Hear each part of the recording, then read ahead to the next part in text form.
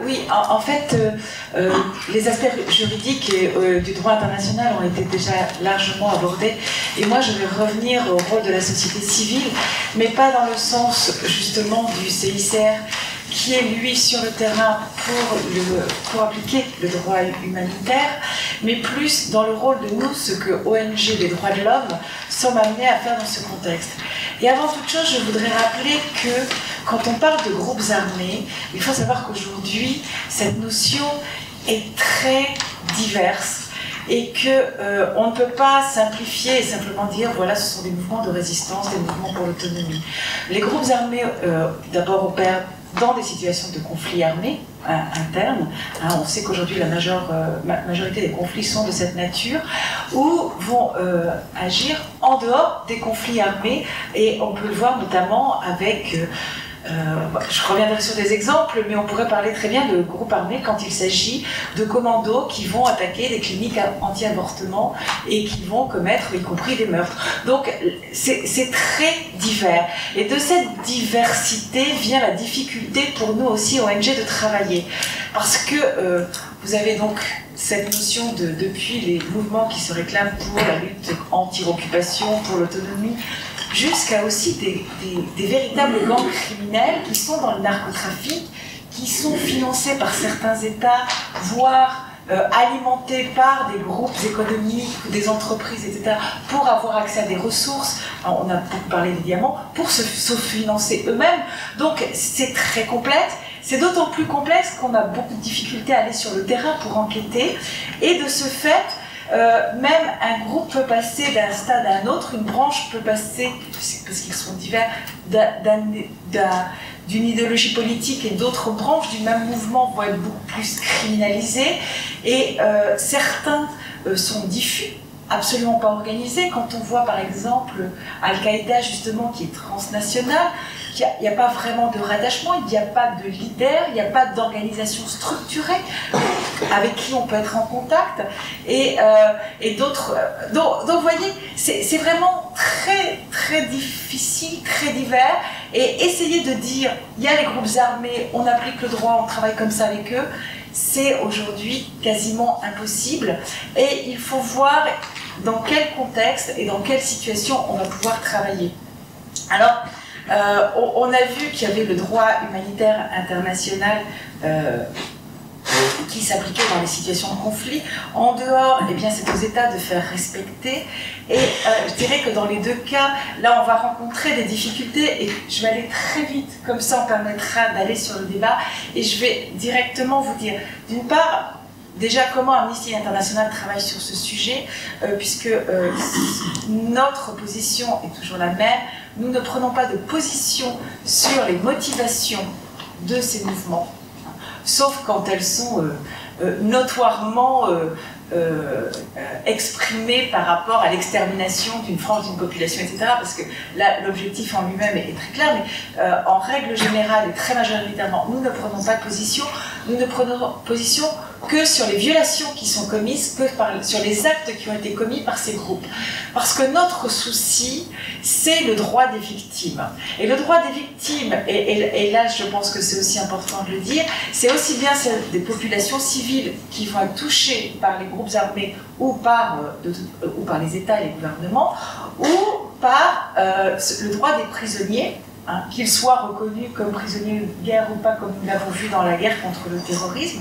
Et je dirais que ces dernières années, d'ailleurs, Amnesty a davantage été identifié justement sur le droit des prisonniers, et notamment à travers toutes les campagnes que nous avons menées sur Guantanamo, justement, et le respect du droit dans le cadre de la guerre contre le terrorisme. Donc c'est avec aujourd'hui je parle de l'autre tenant, c'est-à-dire côté groupes armés.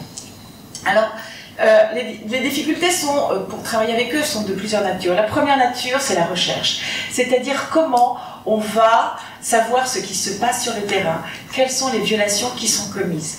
Et là aussi, je voudrais attirer votre attention sur le fait qu'on n'est pas non plus dans un romantisme de mouvement de résistance systématique. à peu près la moitié, c'est une estimation, la moitié des violations des droits de l'homme qui sont commises de l'ordre des conflits internes sont commises par des groupes armés.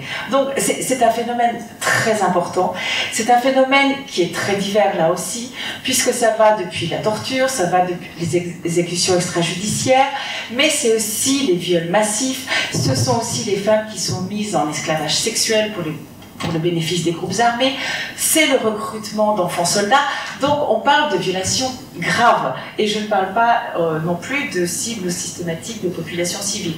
Donc il faut être clair sur ce dont on parle.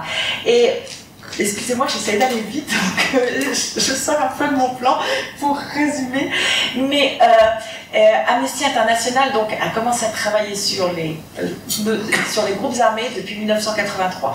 Traditionnellement, compte tenu de la nature du droit et de l'engagement des États, eh bien, nous avons beaucoup plus travaillé sur les responsabilités des gouvernements, puisqu'en plus on a des interlocuteurs clairement identifiés et qui, dans certains cas, et c'est ce qui nous permet aussi souvent de faire pression, sont soucieux de leur image.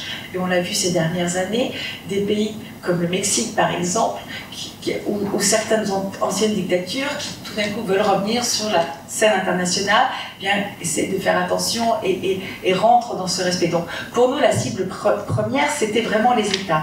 Depuis en 1983 nous avons commencé à travailler sur les acteurs non gouvernementaux, à savoir sur les questions de torture et justement d'exécution. Ensuite, en 1991, c'est pour vous donner comment nous avons évolué, nous aussi, en parallèle du droit international et aussi de l'évolution des groupes armés eux-mêmes, hein, eh bien, nous avons commencé à travailler sur les questions de prise d'otages, qui sont condamnés justement par le droit humanitaire international. Et depuis 2001, nous considérons au même niveau et de responsabilité que ce soit les États, les groupes armés ou tout autre acteur non gouvernemental, y compris les violations commises par les entreprises. Donc vous voyez, depuis 2001, on a cela. Par contre, les méthodes de travail sont différentes, puisque eh bien, ce ne sont pas des acteurs gouvernementaux, ils n'ont pas ratifié les traités, certes, ils ont des responsabilités, et je reviens à cet aspect d'enquête, c'est-à-dire que pour aller enquêter sur le terrain, chose que nous faisons, parce que la première chose c'est d'avoir l'information, connaître quelles sont les violations qui ont été commises, dans quel contexte, par qui, c'est les témoignages, c'est de vérifier les témoignages. Souvent, ce sont des zones de conflit, souvent c'est des situations très dangereuses, y compris pour nos chercheurs. Trouver des témoins, ce n'est pas chose facile, y compris quand ce sont des personnes qui ont quitté le mouvement ou qui font partie de la diaspora parce qu'ils peuvent être poursuivis. Et souvent, finalement, on peut avoir des informations par des acteurs étatiques qui sont dans la lutte antiterrorisme. On utilise toujours antiterrorisme entre guillemets parce que c'est un terme qui est soumis, mais il y a eu beaucoup de discussions sur le débat, je ne reviendrai pas là-dessus, mais ça peut être soumis à manipulation. Donc, parce que justement, des contrefactions, etc. Donc, vérifier, aller sur le terrain, savoir exactement ce qui se passe, c'est excessivement difficile. Or, sans preuve, il ne peut pas y avoir d'inculpation, il ne peut pas y avoir de justice derrière. C'est le premier aspect. Le deuxième aspect, c'est demander justice. On ne peut pas demander à des groupes armés qui sont justement non étatiques une fois qu'on a identifié des auteurs de violations graves des droits de l'homme, on ne peut pas leur demander de juger et de faire justice eux-mêmes parce que de toute façon, on se retrouverait là dans une violation des droits de l'homme, à savoir le droit à un procès équitable, à une justice qui garantisse les droits de l'inculpé.